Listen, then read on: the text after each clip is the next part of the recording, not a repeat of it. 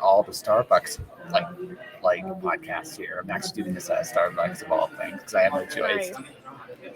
So this is Jaclyn came back for more. I'm kind of shocked that she put up my juice all last time. Now she's back on. What are we drinking at Starbucks today? Just a straight coffee. Nice. I usually do a venti americano with a splash of oat milk.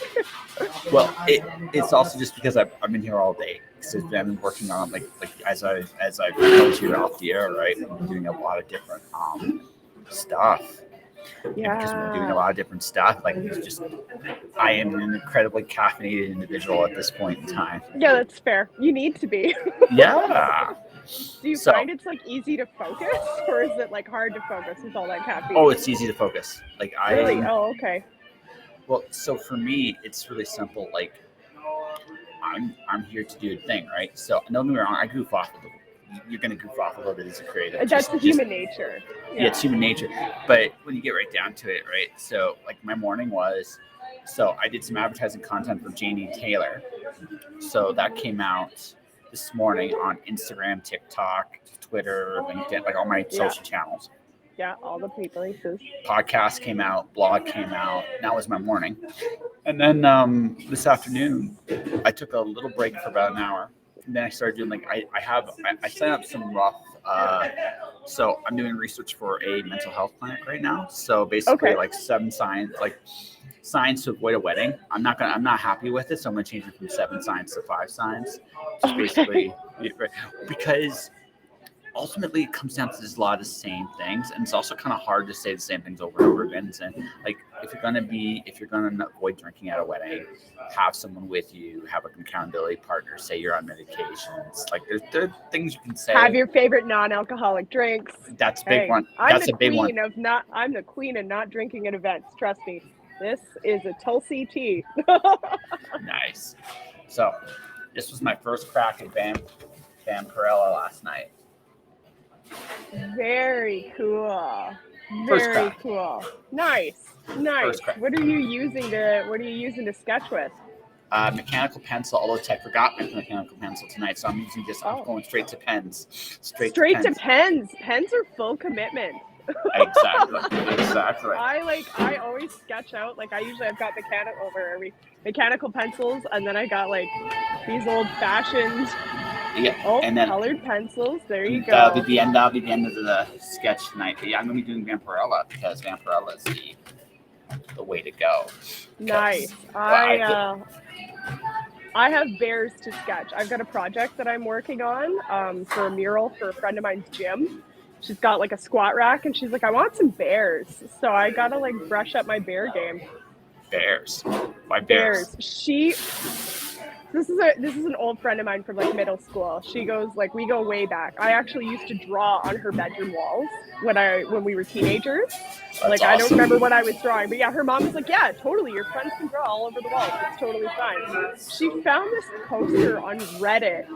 I don't know, in some like squat rack thread, and it's like all the different bears and like they're different weights, and it's like what kind of bear can you lift?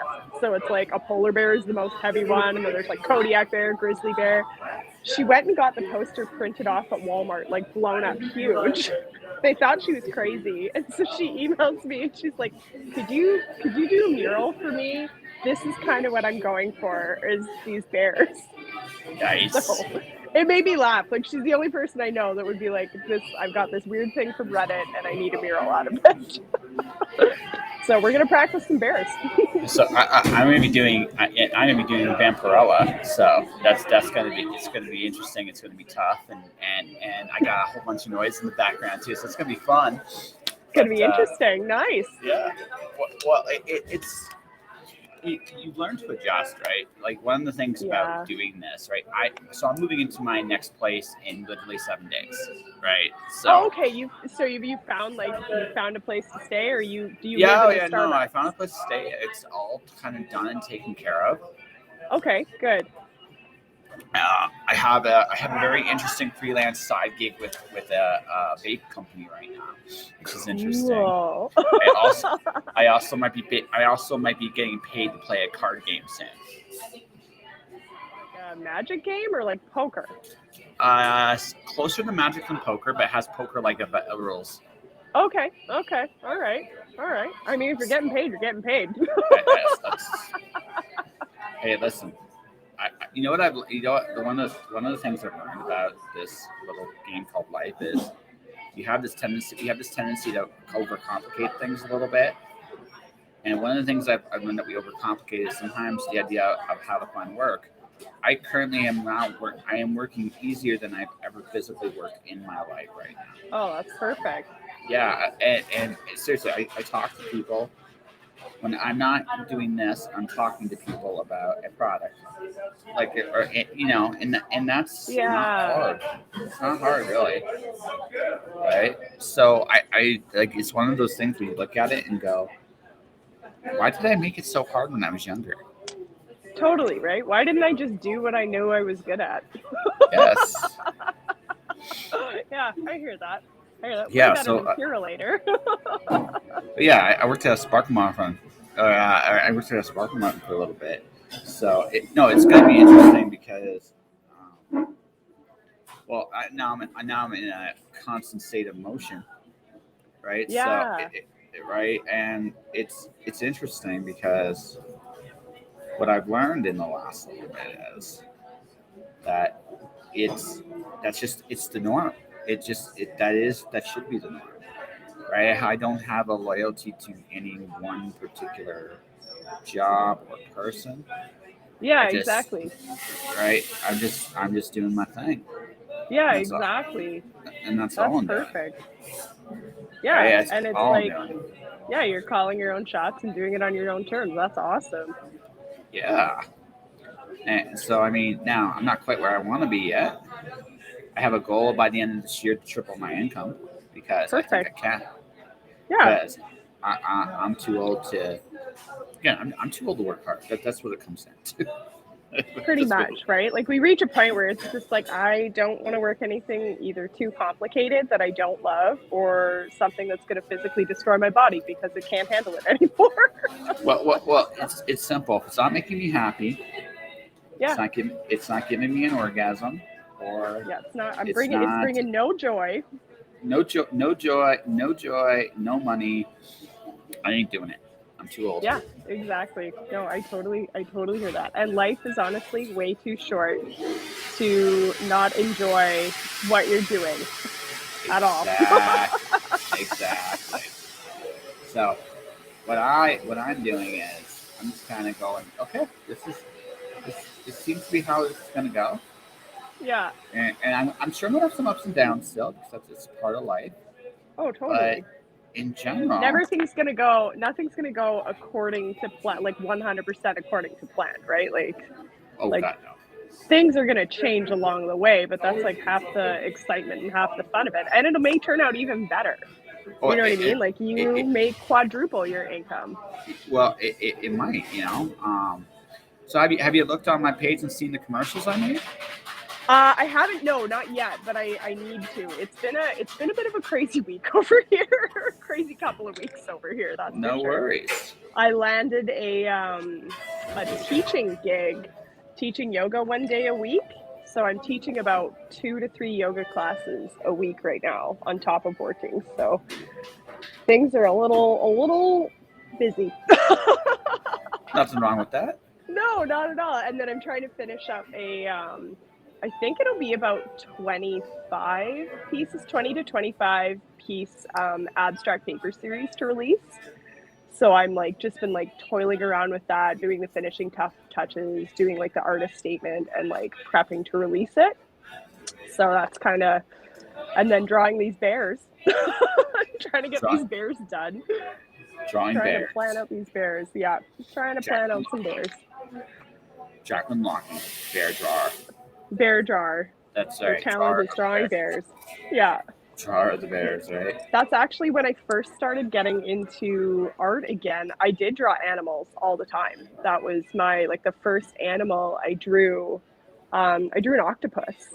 I was like, I'm gonna draw an octopus. Yeah, I was like, this is what I'm gonna do, and I did it in pen and ink. And then I cut it out and I Mod Podged it onto a little panel. And yeah, it sat in my hallway for like the longest time. And then I started doing, that's how I got back into got into watercolors, was doing animals. So I went to a couple art fairs, and there was one art fair. It was in a parking lot of a veterinary clinic. It was like a fundraiser for, I don't know, sending vet supplies to Mexico or something like that to help with the Mexican dogs that are injured. I think that's what it was for. And so they had this like little like fair in their parking lot, and they're like, hey, you do animal pictures, like, do you want to come? So I committed to making 66. I needed like an inventory, so I made 66 watercolors in under a month. That's impressive, actually. Of all animals. So it was like I had like a whole assembly line. So the way I did it, it was like these really crazy, colorful watercolor abstract backgrounds, and then I would go and draw the animals over top in pen and ink. Okay.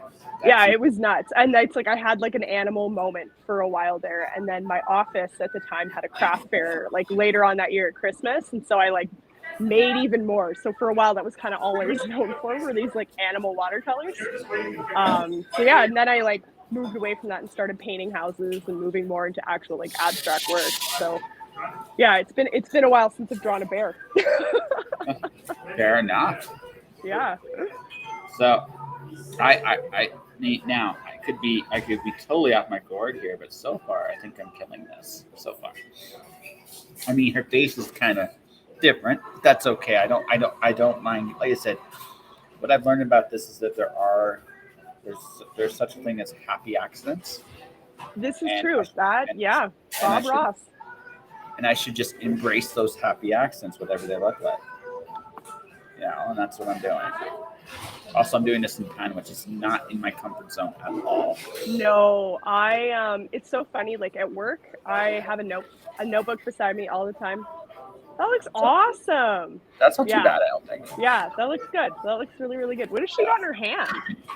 Yeah. What is she holding? Crossbow. Perfect. Yeah, that makes sense. It's Vampirella. Of course she's always got a crossbow. Perfect. Yeah, totally. Totally. So I mean, and based on what I got here, I could probably do her glove as well. On the other hand, because I know how to. This is where I'm going to mess up because I'm ad-libbing this one completely. So yeah, that's the funny thing about doing your own like doodling, though, right? It's not realism. You can do whatever you want, right? Oh, you can make the faces look however you want. That's the best part. Well, that's just it. This is my first ever pen Vampirella, so this is I have no idea. So I have no expectations of what this is going to look like at the end of the day. I'm already. And it's so funny. Like I'm not comfortable in drawing in just pen. I always outline in pencil first and then go over with ink. But when it comes to when it comes to writing notes at work, like I always have a notebook beside me and I can only write in pen. Even when I'm making lists, even when I'm writing in journals, it has to be pen. It can't be pencil. I'm like, no, it's like I'll cross things out, I'll scribble it. But like when it comes to drawing, I'm like, no, pencil first. Okay. That's interesting. Yeah, super weird. I don't know if I got that from my dad or what, but that's just kind of how it's always been. Well, for me, like I said, I just had some fun. This is not what I intended, but at the same time, all right, I'll play with you, Miss Van. All right. Yeah, you're like, we're having a time. We're getting to know her. Hey, you gotta be willing. Like here's the thing. What I've learned about again, life in general is all about flexibility to some degree. You gotta be willing to look honestly at what you're doing and going, okay, well, this may not go according to plan, but this is all about pivots and movement and right. And just doing it. Yeah, that's it. And it's like it's not super. Like I said, our generation is the generation that learned how to be adaptable. That's what totally. That's what I've realized about our generation is we're the adaptable ones. We had to be. So yeah, exactly. So I don't get flustered by very much because I generally just don't give a crap. I mean, that's just yeah. Well, and we're so fortunate enough, like growing up in the era that we did, right? Like we're like the last generation that experienced life pre-internet. Yep. And then internet came and like we've grown up with it. So it's like we can roll with the punches and understand it. Whereas like the generations before us, they're like, what? What do Somewhat. what do you mean you do that on a computer? What? Yeah. And then they look at you, it's like, haha, you can't do all the automated stuff. It's like, no, I can't. But at the same time, I don't need to because I've I already learned don't how need to do to. Yeah. that, right? I can't do all the old stuff. Now, where I wish I had a little bit more of was the ability to critically think like the older generation did. They were better problem solvers as a general rule of Oh, thumb, totally. Yeah. right? Right? Like how many people are way better at doing math on their own, whereas like a lot of my friends I definitely need a calculator or can't count change. oh Like if you I can totally do that. that's good. I can totally no. Mama didn't raise no punk. You're like, I can count, 4 quarters is a dollar. Well, it so like in terms of like knowledge base, right? This generation's actually smarter than us. Like it's not even like a debate. They are smarter than us. What we have over them, however, is we have the ability to take information and like figure it out in a way that they never could or never had to. Yeah, So that's our advantage. Our disadvantage is that they still know more shit than we do, that's fair. right? But sometimes that's a disadvantage too. So sometimes knowing too much means you freeze when you should. You should just be bold. Yeah, it's information overload. Yeah. So I've learned that too. It's like sometimes our advantages are actual advantages, and sometimes our disadvantages are also advantages. They're just different. Yeah, it's finding the way to spin it. Mm-hmm. I'm actually really happy with how Vampy's turning out. Yeah, I'm doing not too bad with my bear. Well, yeah, I, I don't know if you can I, see her. I like how she's kind of rolling. She. I mean, I don't have quite the right communication to do skin, but that's okay. It doesn't have to be perfect. It just has to be good. And good is a very relative term. You know what I mean? Right. And that's the best thing with sketchbooks. Like when I was younger, I used to be like, I would treat my sketchbooks so preciously. Like, oh no, like I can't fill one up, or like each page is so special. Whereas now I just like blow through them. Like I use them. Like I've got a whole drawer full of them. Like with random abstract designs and doodles and like projects that I've been working on. And it's really fun to like go back and look at them. And it's just like, oh yeah, I remember when I used to do that, or when I struggled trying to draw this, or they're fun little time capsules. Well, I actually gave my first sketchbook to one of my grandmothers. Oh really? Yeah, I gave it to her because why not? She as a general rule of thumb, I always try to be thankful to the people that have given me the opportunities to grow into the person you see before me today. Yeah. Right? So my grandmother, for a brief time in the summer last year, I was living at her place. So, Okay. Yeah. I thought, as a thank you, here's my sketchbook. You get my first That's sketchbook. nice. Right? And what did you have in the sketchbook? Oh, everything I started with. You can look at my Instagram history. You can see Okay. where I started to where I am now. And they got to a certain point.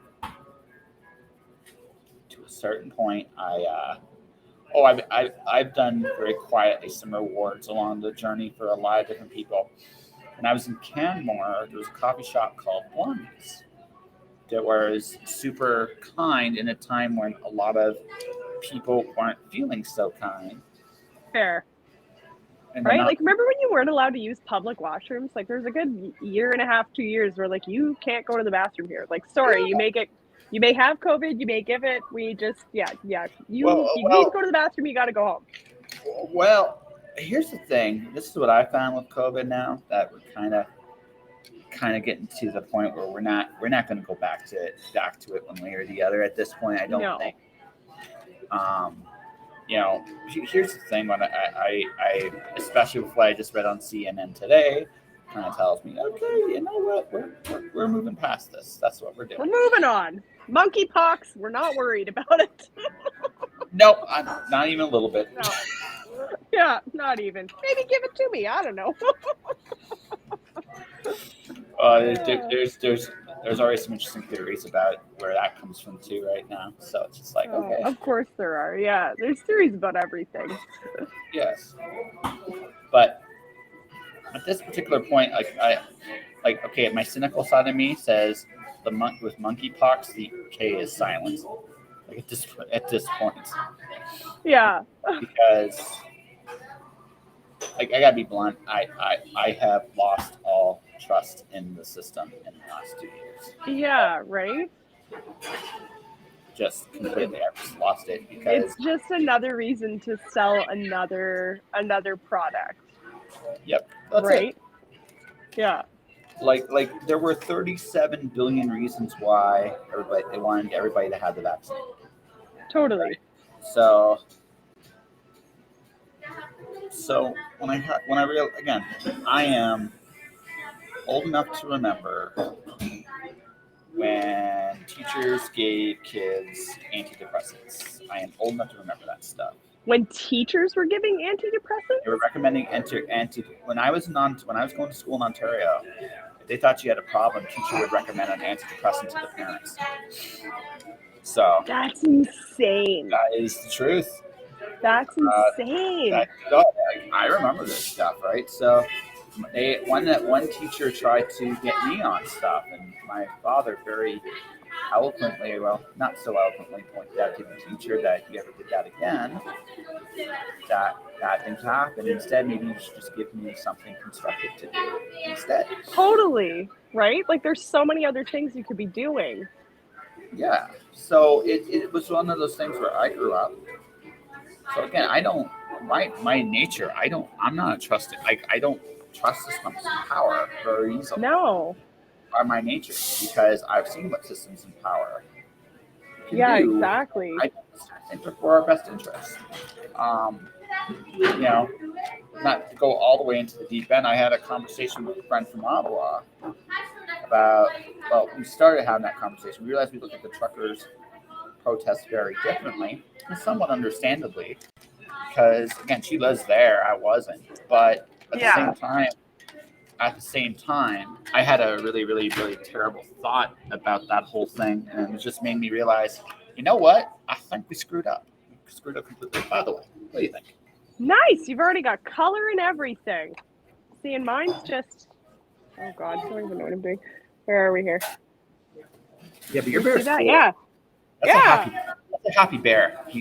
Right? He looks like he's drunk a little bit. A little drunk. He probably could be. Yeah, he could be. I was trying to make him angrier, but it didn't happen. You should be able to top this Vampirella. I kind of like the stylized version of her here. Yeah, I like the crossbow. Her wrist, is that just some sort of like guard? You can tell I know nothing about weapons. It's a guard. Like so I'll show you. I'll show you what I based it off of. Like obviously, it's certainly not. Hold on, let me get to the share screen here. We're gonna go Chrome tab. I'll share it. This was the model I based it off of. Okay, nice. Yeah. Now, obviously, there's some huge differences, but it's like a glove, like a fingerless glove. Yeah. That she's got. Okay, cool. Yeah, but as you can see, I did it, and it was. I'm actually kind of proud of this. No, that's really good. And I like that you quickly colored it in. I'm super lazy. Like I spend a long time in the drawing, and then when it comes to the coloring, I'm like, no, I'm good. Whatever. I find color, for my style at least, my colors add depth. But there's a depth in my style that's not there. That's fair. I don't.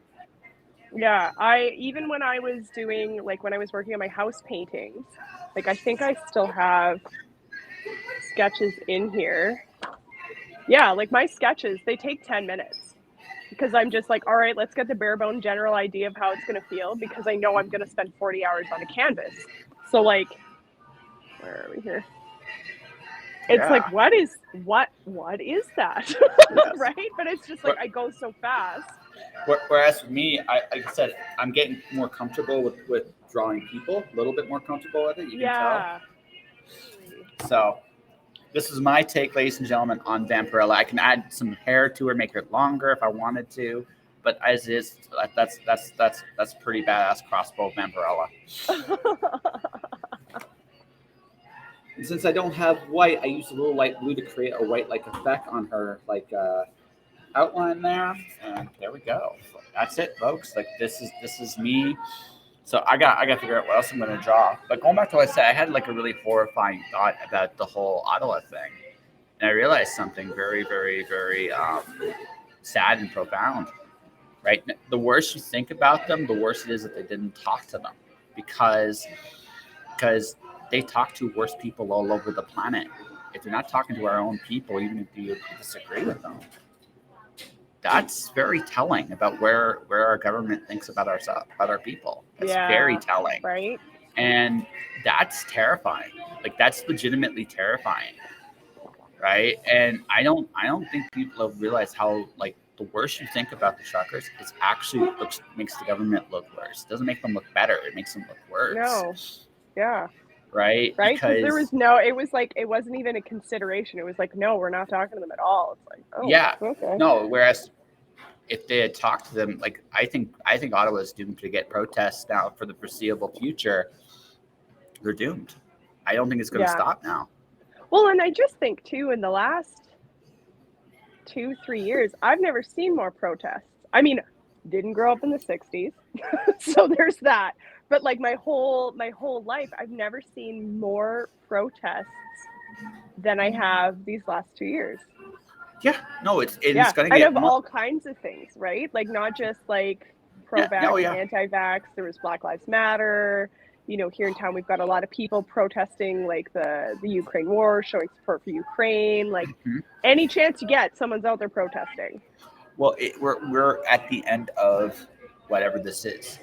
Like we're seeing, like that's what we're seeing, right? We're at the end, and whatever's going to come to replace this, I mean, it's up to us ultimately. But it's important we really think about the kind of people we want serving us, and also the kind of people we want to be. It's very, very important to think about this now, because if we don't, then we're going to be in a worse situation, at least at the initial output of this, right? Because we're not thinking in those terms. No, right? Of course not. Like universal basic income is a wonderful idea until you realize how much it costs. Well, not just the cost, but also just who's running those programs, right?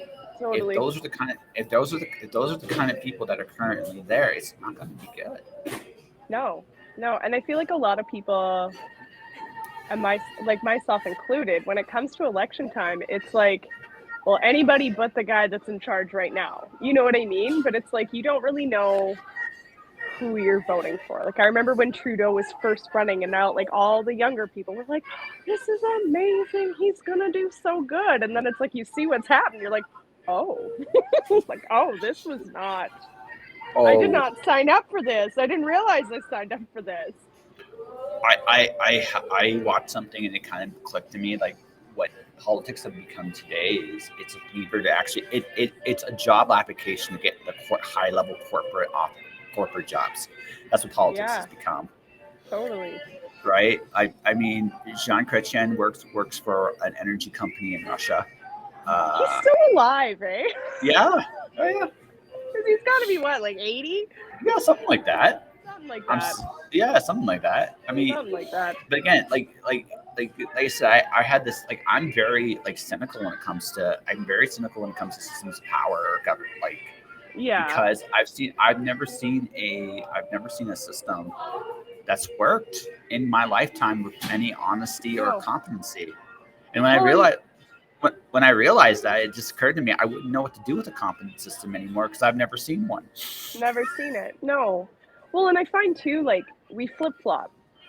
We get 8 years conservative. Nope, they're terrible. We can't have them. We're going liberal. Nope, they're terrible. 8 years of this, it's too much. We're going back to conservative. Like, there's no, which is cool. It's great that we can like vote whoever or whatever, right? It's not like a dictatorship, but at the same time, it's like it's not real change isn't really happening. Well, no, I mean that's the thing. If there's no real change in the system, what's the point in voting for it? And that sounds really, really cynical, but I mean, it's just like that's where we've kind of headed to. Like once you realize how interconnected these systems are, you're just like, I don't want to vote for any of these. Yeah, and how many corporations are paying their money for these sponsorships? And I think that's where, like this past, with the federal election, and we had a provincial one here in BC not too long ago. It was like back to back. I was like, no, two is too many. And I think I voted in the provincial one. I didn't vote in the federal one. I'm like, no, I'm tired of trying to choose between garbage. And I'm like, and ultimately, like, it's like, I'm tired of choosing between garbage. And I've got friends who are like, but if you don't vote, like, then you can't complain. And I'm like, yeah, I get that. I disagree. You can complain. You can complain, yeah. No, but, because I had this debate with, I can vote for both countries, Canada and the United States. And then, so I get to choose both. And I take this is not strong enough to actually make me realize like what I have to do sometimes. But so I had a former author friend of mine who is really just angry about Trump getting elected, and so there's everybody's sworn duty to vote. And I'm like, here's the thing. If I choose not to vote for somebody or not vote for anybody, that's part of my right to vote too. It's an exercise and expression. It is. Totally. I can still complain about the people in power because I didn't choose any of them. Yeah, and I still pay taxes. Mm-hmm. That's right. still paying taxes. Yeah. So I mean that whole idea is bunk too. Like you can complain about the whole thing. You gotta make a decision what you're going to do about it and what you feel the best course of action is for you. That's it. Yeah. There's no other magic formula to it. No. And I grew up like my mother, I remember when I was 18, my mom took me to vote. She like would guilt trip me into voting to the point where I'm like, if I don't vote, then I got to tell my mom. And like that's Shelly, I do not want to be in trouble with Shelly over politics. And her and I would like discuss like who we liked and who we didn't like. And like that was what we did regularly. But this past federal election, I was like, I'm tapped out. I'm good. Like I don't like any of these options. I'm not doing it. So where I really do pay attention is municipal elections. Because that's like where I am and what's going on. And that affects my affects my bubble somewhat, right? So like that one obviously I vote for. But yeah, the federal one, I was like, they don't need my vote. Like unless you're gonna give me a candidate that I truly like am excited about, probably not voting. And that's fair. I'm not gonna, like I said, I don't know what to tell anyone about anything at this point. Like I just don't. I don't have a good answer. So if I had one, I'd give it to you, but I don't.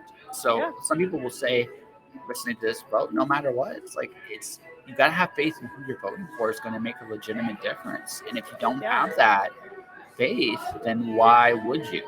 Yeah, exactly. And that's the thing is I feel like in the last, I don't know how many ever years, but at a certain point I just got really bitter and jaded about, not bitter, but just jaded about the whole thing. And I'm like, I don't want to play this game anymore. I don't fault you. I can't honestly tell you, oh, it's going to magically work out if you do or you don't. Can't.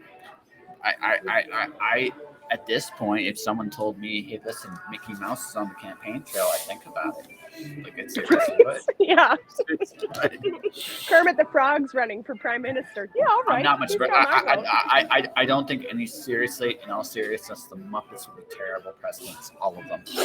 Right? I think the best. It'd be worse than what we have now, though.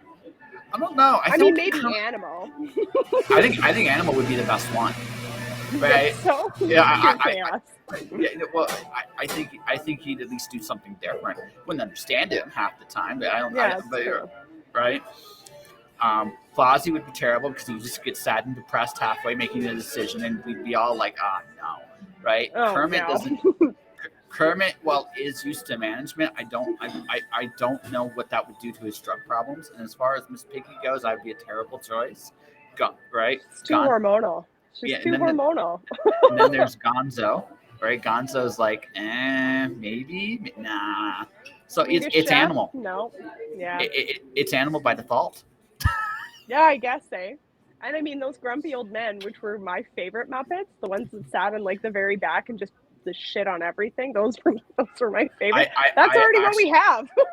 see, I actually did a homage to them in my first novel. They are actually in my novel. I did a little tribute. Awesome. So they run the they are like they're engineers. They're old engineers that basically run the back doors of this like elaborate system, this gaming system. Yeah. So they're called I call them Stat and Waldo. So that's right. That's what I call them, right? And also, I could also put a "Where's Waldo" joke in the middle of this as well, so I can make fun of. I get 2 pop culture references in one. In one go, yeah. Yeah, it's like killing 2 birds with 1 stone. I like it. Yeah. See, again, like people think like, again, we have all these stories to access, so we should like, and yes, folks, I'm doing yet another attempt in pen here. This one is more traditional Vampirella, like she's wearing nothing, which, by the way, I don't think anybody argues with is a bad thing. So, but some people might be like, well, why do it like that? It's like, why not do it like that? They're just it's a different attempt with her, but we'll see. I don't know if I can pull this off well. We'll give it the old college try, as they say. Give her a try. But yeah, I mean, I deliberately put Stat and Waldo. Like, anyone was wondering where that's from my Cloud Diver novel. You can you can actually. There's a little scene where my main character gets lost in the back door, and they have to let him out, and they make fun of him, and it's all old man puns. I made sure to throw in as many old man puns as I could. But I also threw in a Where's Waldo preference as well, because I'm that guy. I am totally that guy. Right? So but that's me. Like, not everybody's as dedicated about that sort of thing, and I have to accept that. I mean, they're wrong, but I have to accept that. But no, man, it's like, I just realized, like, no, I mean, they would be terrible leaders. Don't get me wrong. I don't think they'd be good, but I don't think they. Again, this is where it's come down to. It's like we are all looking for like something good, and I don't think we all know what that looks like anymore. And no. I don't think any of us know. I mean, the only ones that might know are the generation before me, but I'm half convinced they've been brainwashed by all this stuff for so long. I mean, that's my worst fear about myself too, is I might be brainwashed too, right? I think we all are to some extent. Oh, sure. We are all part of a cult, but we're not part of any of the fun ones. Any of the fun ones. Yeah, any of the fun ones we've heard advertised, folks. We're not part of those. Well, and 2, I don't think there's, like, if you talk to prior generations, is there anyone that's been like, who's been a good prime minister? Like, no one. That's not a conversation. No. I've never heard anybody brag about Brian Mulroney. Nobody loved Trudeau the first time round. So actually, some people love Trudeau the first time. I've heard people love Trudeau the first time around. Oh, I'm not sure why, but they did. I remember when Justin was getting voted in, everyone's like, "Oh my God, his dad was terrible. This isn't going to go well at all." And I was like, "No, it'll be fine. He's young." No, it's not fine. Yeah, well, I mean, it does beat the grandpa thing that the United States has going for it. Yeah. Yeah, pretty much. I mean, the United States has a grandpa, like has a legitimate grandpa problem, and they really do. Yeah, they do. There's no, like, don't get me wrong. I think an 80-year-old can definitely give some advice on what not to do in life.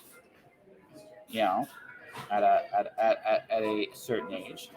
But at the same token, I'm not sure they should be the ones making decisions about how the country works at this point. No, exactly. Because life kind of passes us all by at some point too. Yeah. You know. Now, anatomically speaking, here, I think I've already screwed this up, but that's okay.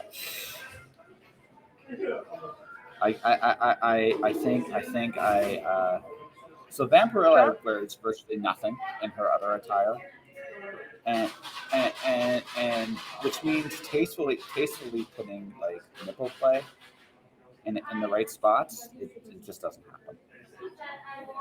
That's fair. You know what? Honestly, drawing people is hard. It's not my strong suit. It's something I would like to practice getting better at, like drawing portraits or like painting portraits. Like I definitely admire that kind of work, but it is like it takes a lot of practice and a lot of trying. Like nostrils are hard, mouths are hard, getting the eyes right, like all of that. It's hard. Drawing hair strokes, like if you're trying to go for like a realistic look. Oh yeah. No, it's hard. Yeah. It really is. I'm doing this, and I realize that I think I screwed this up. But that's okay. I'm making a zombie. That's right. That's why we have sketchbooks. That's right. Right? That's why we practice. That's right. But yeah, like that's like I said, I've just had this like these big and wonderful revelations about how I think the world works, and what I realize is even much like my predecessors, right? I don't know anything about how this world works. So if anyone's looking to me coming up with a magical solution to our problems out there, I'm not your guy. We got nothing. I'm not your guy. I don't think I have a good answer. I mean, there's some things I think that could be done that would make it a lot better for everybody. Like, you know, I'm a big believer in honesty and accountability, but transparency. I would love that, but that doesn't seem to exist right now. No. And I don't know why exactly, but it doesn't. So that's not too bad. I still kind of screwed it up a little bit, but that's I can live with my mistakes here. Right. So I created scantily clad Vampirella, kind of, sort of, and it almost works. Almost. But I almost said I screwed up the arm. She's got kind of like this weird hoodie thing. This thing I went with here.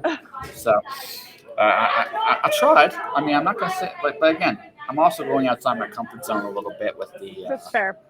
The lack of, but yes, folks, I gave scantily clad Vampirella a shot.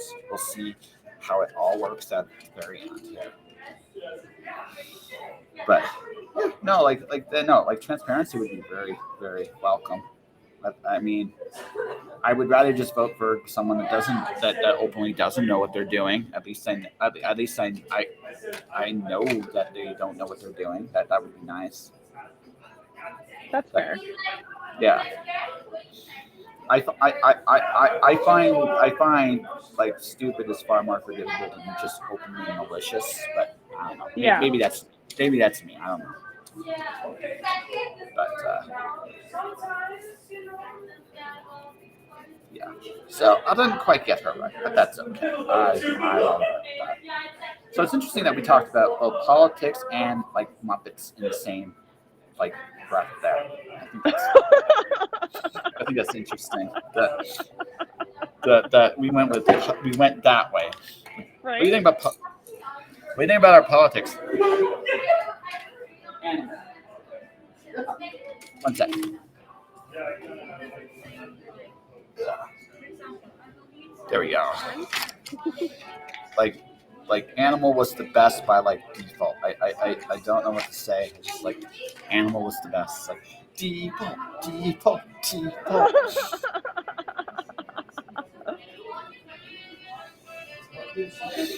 So yes. So I have decided that I'm okay with voting for Animal of the Muppets. I'm all right with that. You would vote for Animal from the Muppets? Yeah, I would. At this Yeah, I point, don't yes. think I would vote for Miss Piggy, although No. you know I'm all for women doing things. I just think she's a bit of a loose cannon. Yeah, no, she's a nut job. She's a She would little be nuts. blowing up everybody. She'd be like, North Korea, you're done. Pretty much. It's kind of like that's the whole downside with her. It's like, what do you think? It's like, I like that she's strong. She might be Right? like, she needs guidance, She's and strong. Yeah. but she needs guidance, and I'm afraid of her with the button. Yeah. I'm afraid of her with the button. I just am. Not gonna lie, folks. Yeah.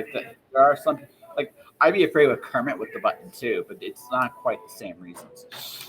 But I am afraid of Kermit with the button. So, upon reflection, it looks like.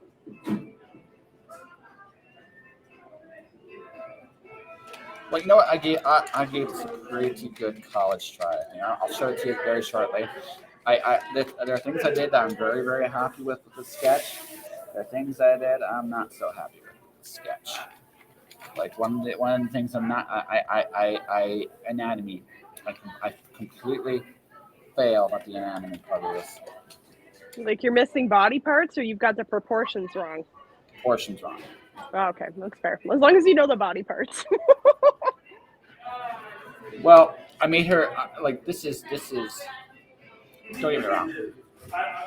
This is slightly fair boned vampirella. That's okay.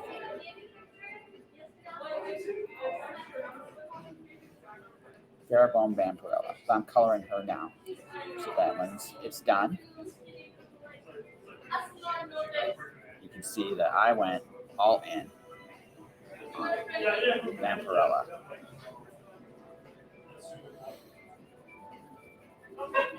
And folks, as always, I encourage you to try this again. To go beyond your comfort zone and discover new and wonderful things.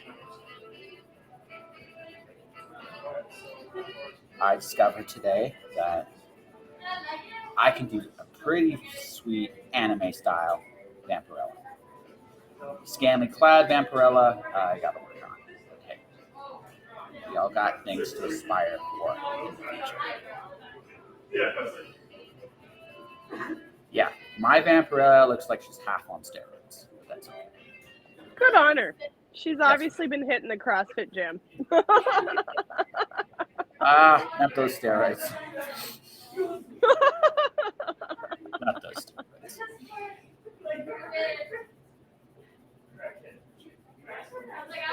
What happens? Like, well, I gave Vampira a little bit too much girth for her frame.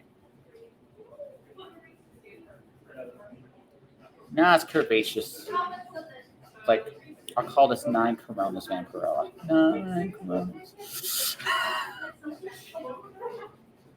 Were you ever a Weird Al Yankovic fan? I'm trying to think. I remember being a kid.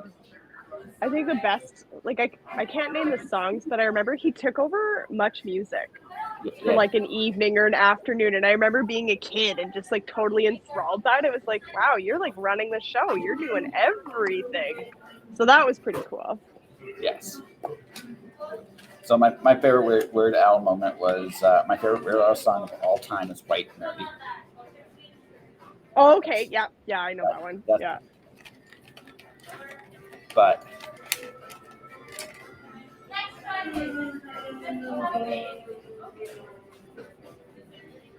so, are you ready to see my slightly disproportionate vampirella? Look at her go. Nice. Jiggle. Yeah. I didn't get her proportions just right, but I don't think it's that bad, all things considered. Oh, no. Good. I have finished 2 bears, and then the 2 other ones I ran out of room on the page. So you got drunk bear, you got sitting bear.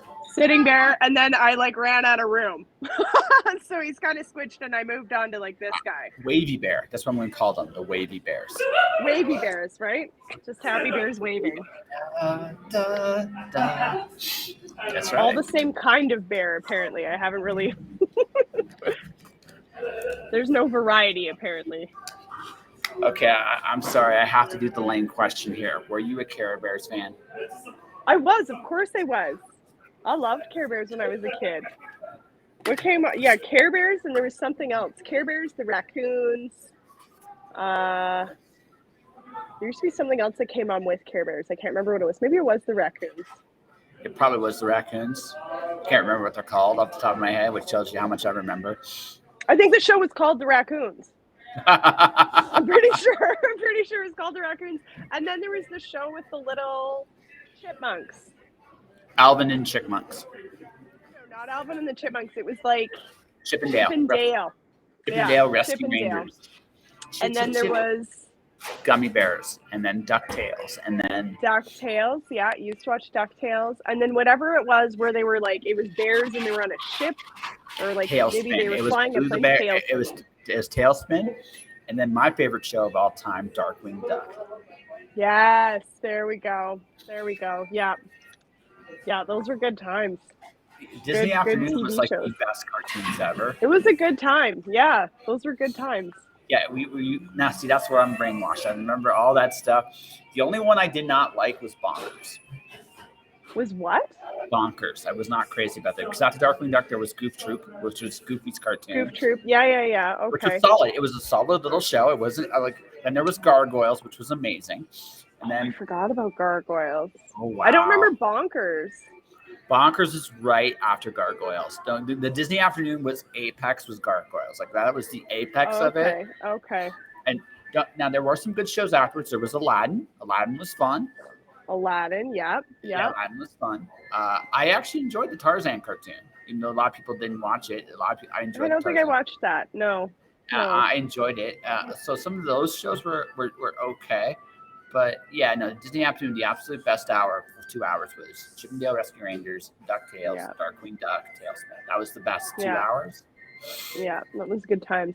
I also remember when I was younger, Rugrats came out, and I like ate that up like crazy. It was like Rugrats, and then Power Rangers came on. See, I'm a Ninja Turtle guy. Oh, okay. See, and I never really watched the Ninja Turtle cartoons, but I loved the live action movies. So Ninja Turtles. I remember watching those, and I was like, these turtles are real. They're ninjas. Like, then they went to Japan, and like my whole little like 8-year-old brain just couldn't wrap. I just couldn't comprehend it. I was just so blown away. So comic book hooker, like your inner comic book horror. There's a Power Rangers Ninja Turtles miniseries out there. That's amazing. Awesome. It's awesome. That's amazing.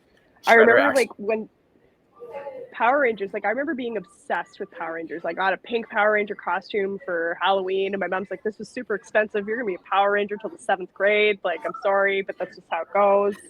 I actually made I play Magic the Gathering. They have a mechanic called Morph. Right? That's amazing.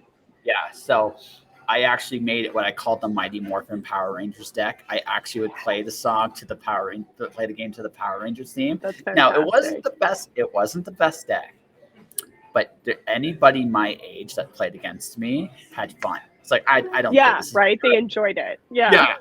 It wasn't the most competitive deck. Now I'll admit this, but like every time I would go, it's morphin time. Once they got the jokes, like, oh, you're really into it. Then the music would come on, and you just watch like yeah, we get it. Yeah. I remember going out. A girlfriend of mine, her and I were out at the bar, and we ended up talking to these random guys. This was like 10 years ago. They were like, I don't know, doctors or something, or doctor students, pre-med students, whatever, residents. That's the word. And the conversation Power Rangers came up, and like where they are now, it's wild. Like the yellow Power Ranger died in a car accident. The red Power Ranger got into porn, like big time. And then the blue one was sent to the like pray the gay away camp. Like just like it was, I can't remember what happened to the other ones, but those are the ones that stuck in my head. I was like, the White Ranger actually has done some MMA. Yes, that's right. Yeah. I can't remember what the remember Black what happened Ranger to did, Black. but I can't remember what the Black Ranger did. I think honestly that Kimberly, whoever played Kimberly, she's the sane one. Yeah, she continued acting. Like I remember seeing her on Felicity when I was a teenager, and I'm like, that girl looks familiar. I'm like, all right, Pink Power Ranger. That makes sense. I think she like went on to live like a normal life, and I kind of hope that the Black Power Ranger did too. But the other ones, maybe the Red Power Ranger's doing good too. He could be laughing. He's probably richer than all of us. Well, no, I know this because I've met a few people that have done porn. They don't usually keep their money. The problem. You hope for the best. Well, the problem with porn is we don't have politics of porn. The thing about porn, there's a lot of drugs around the industry, and doing what you're doing, you're usually on something. Kind of have to be. Yeah, you kind of have to be. So often the money they make goes to their habits. It's just it's the nature of the beast. Yeah. And it just. Yeah, so I mean, you get out of it hopefully when you're relatively sane or not used up, right? It happens. It happens. It's like I don't like putting it like that, but it's the truth. Like I mean, I'd be lying to you if I said, "Hey, it's gonna work out great for you," right? No, it's a short career. No matter who you are, it's a short career. Yeah, exactly. Unless you're in the, that over 70 market. There's like people are into that. Some people. Listen, I had a friend that worked at a sex shop. He had a 96-year-old come up and ask about a butt plug. He stopped asking questions right after that. Yeah. Well, I mean, like when that's the thing, like STIs or whatever, they spread rampantly in those old folks' homes because they're like, hey, we're all old. We all have dementia. It doesn't matter. Right? Well, yeah, and then they just spread like wildfire. You're bulletproof when you're old. Like you kind of are. Because it's like you're like, I've seen and done everything. What's the worst that can happen? Give me the chlamydia. It's fine. Yeah. Like my favorite like Happy Gilmore Bob Barker rematch. He actually gave Bob Barker a belt. He's like, I'm 90, dude. Like seriously. Yeah. Like, right. You can give me what you want. It doesn't matter at this point. Yeah. Right? Exactly. Yeah. Right. It's just what it comes down to when you get that old is what kind of pain can you live with. That's it. Yeah, really. Totally. And usually they may be on so many medications that they just don't feel anything anyways. It's like, my drugs feel good. I don't care. Yeah. I just renewed my prescription. I'm set. Yes. I like I said, I don't judge anybody, anything anymore. I realize that the world is the world. I think what it comes down to is doing what you love with people you love. Like I said, I'm excited. In about a week, I'll be stabilized, and then so where I'm living, I'm going to have like unlimited mead. It's going to be hilariously awesome. Unlimited what? Mead. Mead. Oh no! What are you moving to a honey farm? Like an apiary? No. Just they. I'm moving to one of those communal homes. And they got all kinds of stuff made and stuff like that. So it's gonna be kind of fun. Interesting. So what's like a communal home where there's like a bunch of roommates? The idea is like kind of like a village kind of mentality. Everybody's donating, contributing to something in the house, and that's I'm totally fine. Yeah, I'm totally fine with that. So I checked out the place about 2 weeks ago. It's got they're making all kinds of stuff in there. It's just like, okay, so I mean, literally while we were talking business, he literally offered me some meat, and it's literally we went to let the bank. It's like random. And so do you get like your own room, and then you just like share the kitchen and like the living space? It's kind of it. Yeah, like you got your own duties, like house duties. Yeah, well, kind of. We're gonna figure that out a little bit. Like, it's gonna be there's gonna be a balance, obviously, with that because again, work life. But yeah, I mean, again, no one's. I expect to do some stuff. Again, you're living with a bunch of people. You're gonna do this, and like I said, it's perfect for me because I'm kind of starting rebuilding my. I'm actually living and paying rent again on a regular basis. I'm getting myself like up to like a freelancing thing, right? And so and I'm doing it with my creativity and my brain, which is something very like it's a cool chapter in my life. And like I said, once I get to a certain point, shoot, who knows? Maybe I'll end up in your neck of the woods. You know, I like Kelowna. It's not bad. Right? It's just so freaking expensive. If I'm making 4 or 5 times my income, I can do it. Like, Yeah, you know, that's fair. I I know. can do. Before we had our conversation, my fiance was going outside, and he just told me one of their newest guys that they hired. He works at a window detailing company. They do like pressure washing, they clean gutters, they clean windows inside out, and they do snow removal. They hired a guy like a month ago, and he's already giving his notice. He's like, "Yeah, the roommate I'm living with, his girlfriend's moving in, which totally cool. That's the way the world goes." He's like, "I can't find anywhere to live. It's too expensive. I'm moving back to Calgary." It's like, why I can get paid exactly what I'm getting paid right now, but pay like half the rent. Goodbye. So it's like, Well, yeah. I mean, we can talk about like the changing signs of the apocalypse, and then like BC bring cash. I think everybody's been like, BC, shut up. It's not worth it. They'll pay that much to live here. As pretty as it is, it's not. insane. Yeah. Well, and I was talking to a lady that works at she works at a college, and she does like recruiting in the HR department. They're having a really hard time getting students because there's no affordable student housing, and they've got multiple senior management positions up for grabs because they've got people to hire, but they can't move here because they can't find an affordable house to buy. So it's like they've got all these vacancies, and it's like something has, and that's not the only industry that's a problem, right? Well, it's worse than that too, because this is what happened. The pandemic has pretty much opened people's eyes to the fact that most of these jobs are shit. Yeah, right. Right. That's what it comes down to. I mean, I'm doing stuff that I'm getting paid to play a card game possibly. Yeah, like right? seriously. Totally. Yeah, Like, I know. why like, would I go back to a regular job? Totally. And like it's funny, like the ladies I work with, like I was talking about my teaching gig that I got. I was like, yeah, and she don't pay much. Like it's not like I'm quitting my job right now. And I was just honestly would have done it for free because I'm so excited for the experience and just like the opportunity to get more teaching under my belt. And she's like, well, you're not gonna do that full time, are you? Like that's not the goal. I was like, no, dude, like art and yoga, like I'm not gonna sit here forever. You can't expect that of me. Like there's more in the world.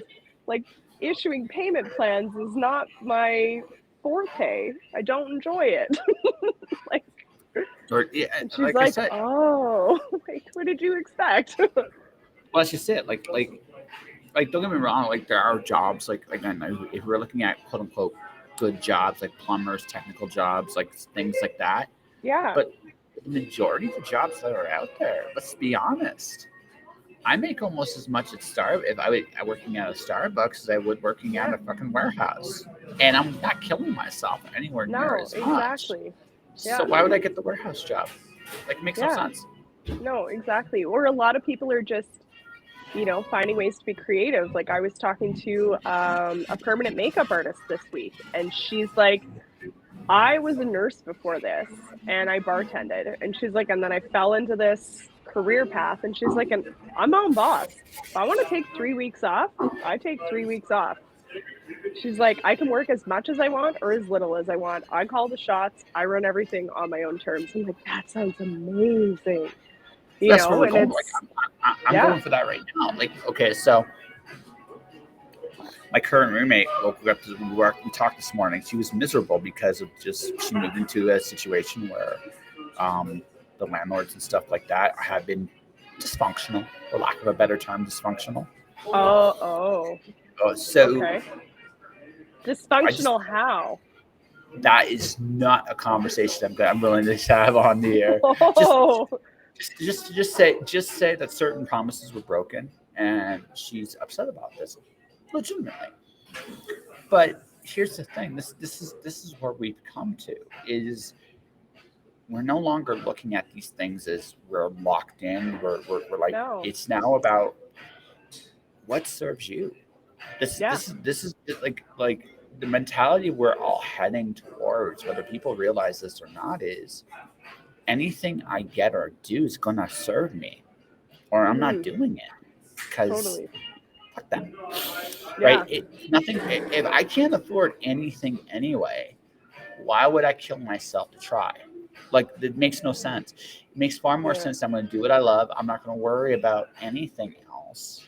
Yeah. And that's where we're at. And so, again, look at where I'm doing. I'm making ads right now for companies, right? Or for a client, someone I really respect. It's a light schedule. It's not like physically hard. Like, mentally speaking, I'm going to go back when we're done here. I'm going to go back and modify these a little bit because I'm personally not happy with the final product. I might the design I'm okay with. Final product, not so much. So so I'm going to go back and I'm going to fix them. But what it comes right down to, for me is I no longer care. Like, this is something that's worthwhile for me to do. Yeah. If it wasn't, I wouldn't do it. And like I said, exactly. it's creative. It's teaching me storytelling and sales skills that exactly. There's valuable lessons here. It's useful for me. It's not like I'm getting something out of this. I'm using my head. I'm not killing myself anymore. And that's where I'm at. I don't care. And the fact of the matter is, I mean, look, I had a job interview this weekend I forgot about because of everything else I'm doing. I actually forgot about this. I forgot about it. I forgot. It's like, but it wasn't an important job. If it was that important, I wouldn't have forgotten about it. Yeah, if you weren't excited about it. Yeah. Again, I'm a businessman. I'll hear an opportunity, but if I don't, like, that's where I'm at. It's like, I don't care. I'm not going to do it. We're in an age where it's like it's an employee's market. Everywhere is hiring, right? Like, like, everywhere is hiring. It's not only that. It's even worse. It's even worse than that. It's like everywhere's hiring and no one can pay worth a damn. No. So, like, there's leverage on all kinds of ways right now. And like, I went for, there would have been another job I would have been okay with grabbing, but I told him I'm only working weekends. I don't need a regular job anymore. I'm not interested. No, exactly. So why would I do it? And that's it. Like, we're going to be heading into an age, like, right now. It's starting now. It hasn't hit this point yet. There's a crescendo with the vax mandate basically laying off a whole bunch of our workforce.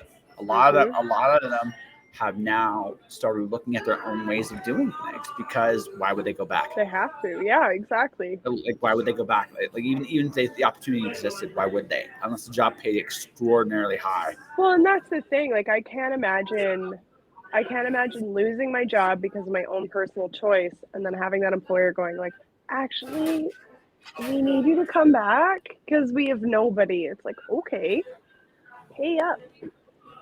Pay me a lot more. Like, you can compensate me for my time off and then some. Like, how about all those raises that I should have had like years ago, right? Well, I mean, let's talk like the nursing situation. Like in Ontario, they're still seriously shorthanded. Yeah, right? because of this. And so Kamloops too. I know Kamloops is having a real rough time. Mm-hmm. Yeah. So I mean, you can look anywhere, right? And what you're seeing basically is, right? So they've cut their nose to spite their face.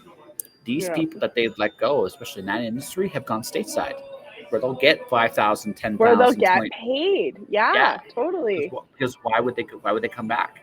Yeah. Right. I know. I remember when COVID first. I think it was when it first hit. It was really bad in New York City. My best friend's a nurse. She works in the NICU unit, and they were postings for like, I think it was like $10,000 a month.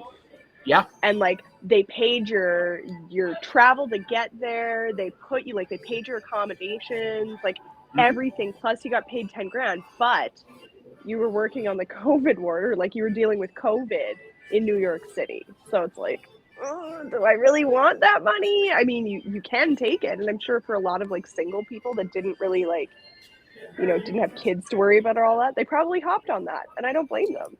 Oh yeah, no. And then like I said, New York lost about 80,000 people when they did their mandate there. They're not replacing that. No, so exactly.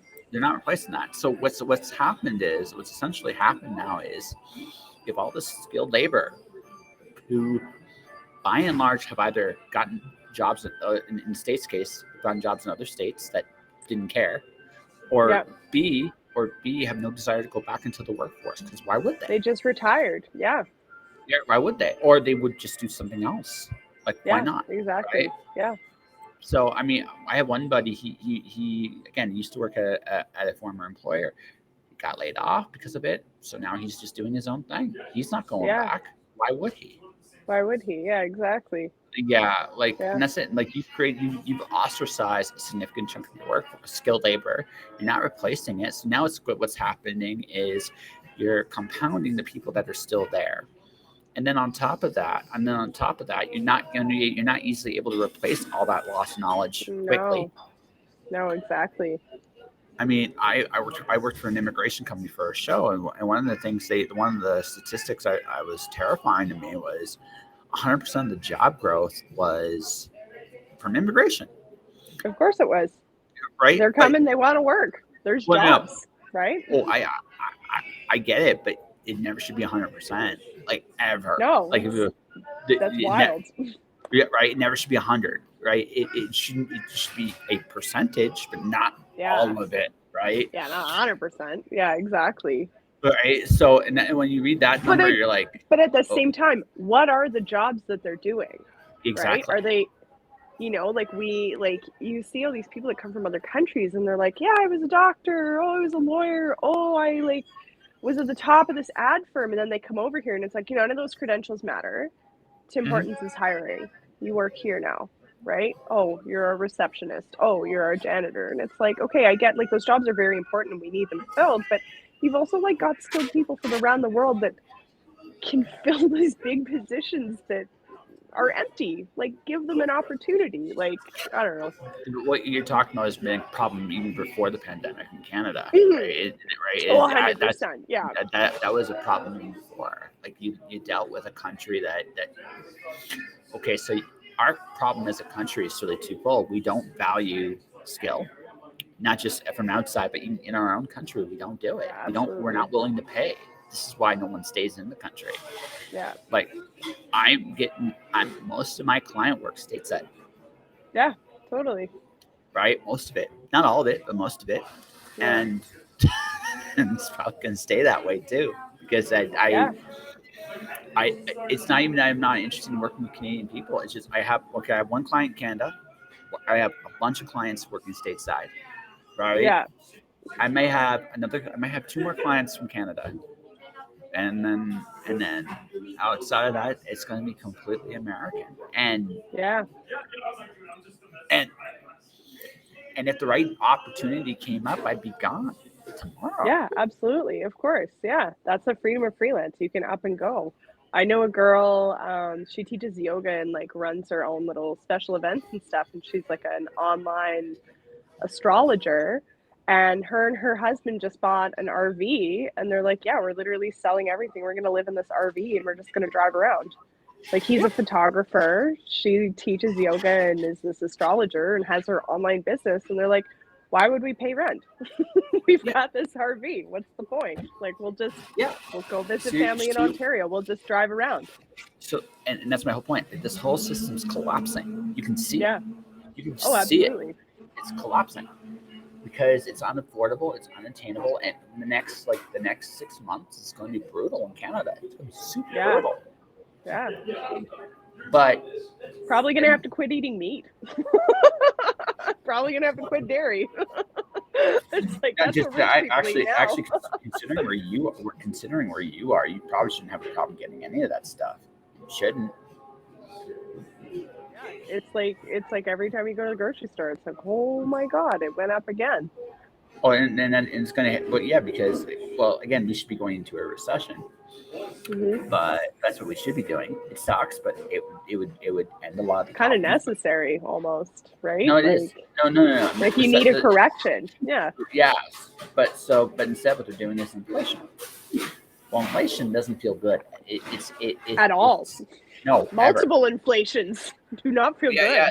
So what's inevitably going to happen is this is again looking back. Somebody say, "I don't trust this in power." So you can decide, is this on purpose or is this by accident? And which is worse, actually, right? Right? If it's on purpose, it's like, this sucks. It's like if it's by accident, I mean, both suck, but by accident, I think it's probably more easy to swallow. But on purpose, we're just going to keep hitting you guys with more inflation and more taxes. That's rude to But that's send but that's people to the Ukraine to watch U2 play in Kiev. For what? like I Haven't the said, people been through enough? well, this is the thing, right? You have a broken system, and you can see it, Yeah, and it's collapsing. You can also see that too. So totally. where we're going to go is, but like I said, going back to something else I said, this is important. Where are we going to go? Who do we want to be going forward? Right? Totally. And anyone tied to the system in any way, shape, or form. Yeah. Right? I'm freelancing. And the reason I'm freelancing, this is the time to build something for yourself. This, like, Totally. ironically, when times are at their absolute worst is when the time to build something for yourself, because at the end of it, like, this doesn't last forever. Like, it won't.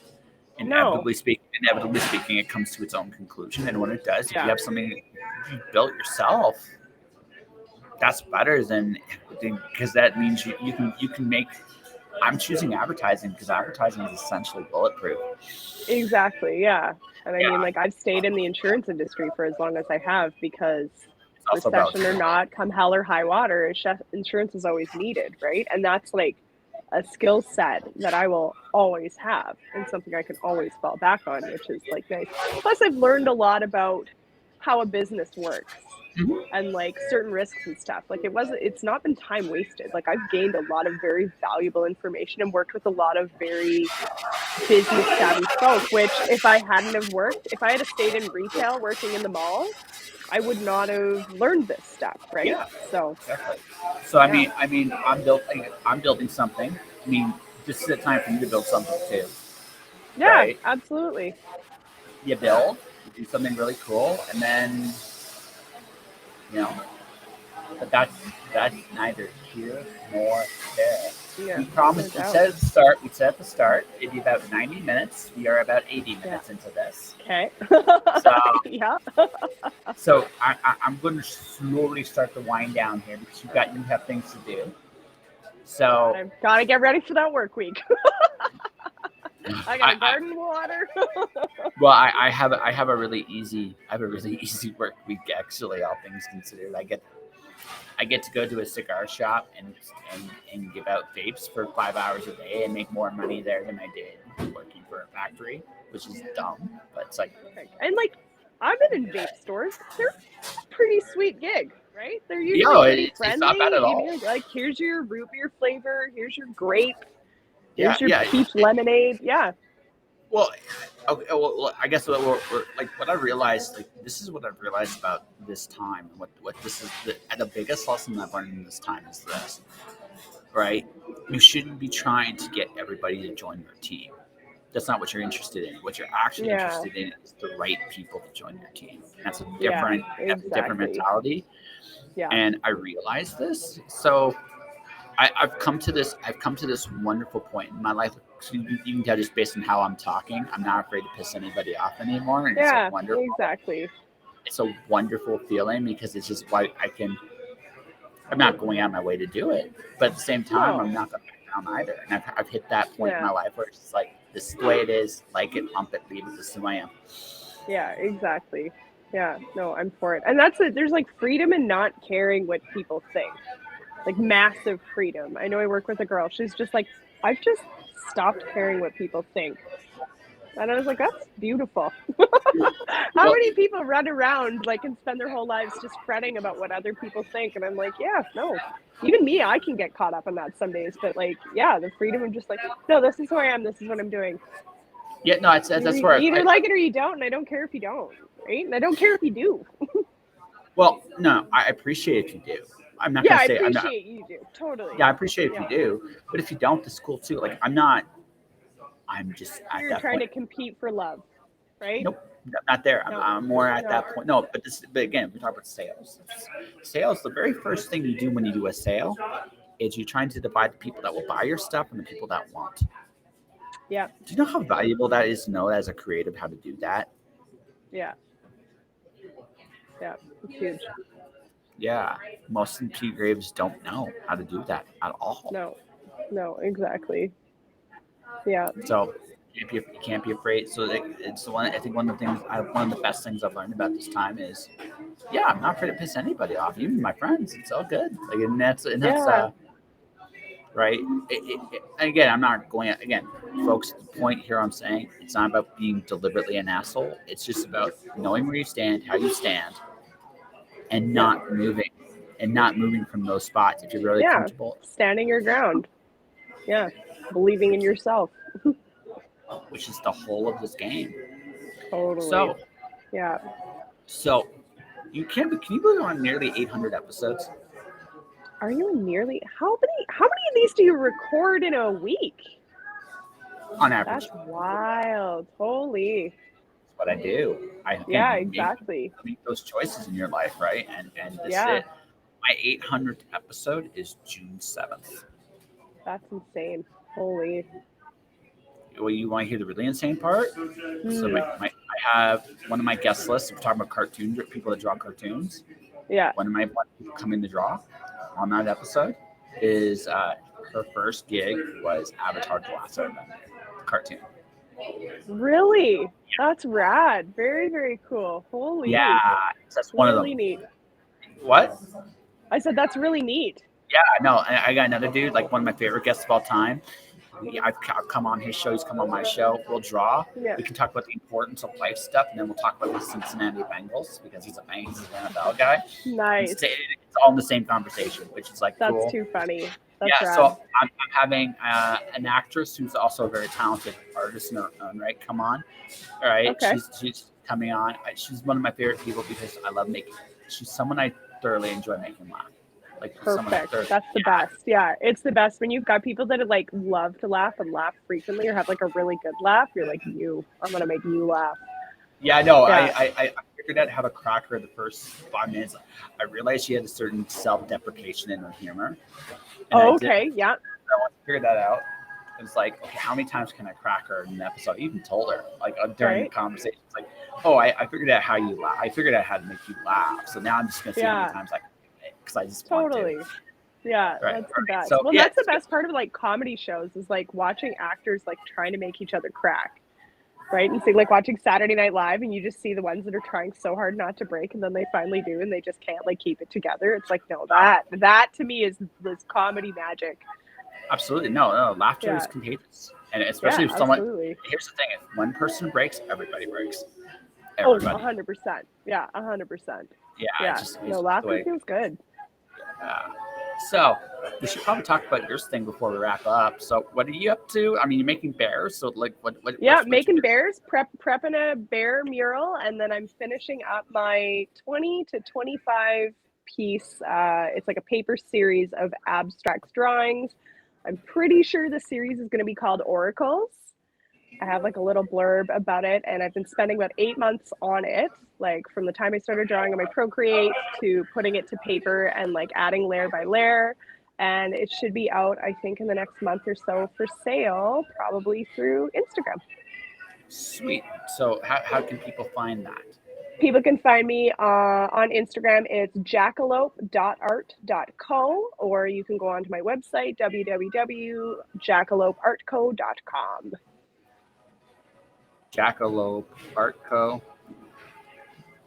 Yeah, jacalope.art.com or .com. Yeah, jacalope.art.co and then jacalopeartco.com. I get it. There we go. Perfect. All right. So, ladies and gentlemen, do that. I hope you enjoyed my Vampirella attempts. For everybody watching, everybody listening, first things first, I make my Kickstarter debut, and it's going on right now. You can go check this out right now. I have a short story about a glorious glitter dragon. You can go definitely check that out right now.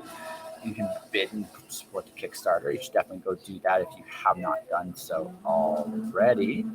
And for the last thing, because I'm a trained professional and I'm never ever prepared like I should be, if you are a creative looking to advertise your stuff, it's to go. I will make you audio, video, words, and graphics about your product and yourself, give you an idea of who you are and what you're supposed to do. And for everybody watching, everybody listening, thank you for watching. Thank you for listening. I will be back tomorrow night with John Westoff, the guy who's actually in charge of this. So you can definitely come watching us do that. It'll be a little later in the evening what we did tonight because of my working and stuff, but definitely come check it out. Thank you for watching, guys. Thank you for listening. Have yourself a wonderful night. Stay inspired, and I'll see you guys next time.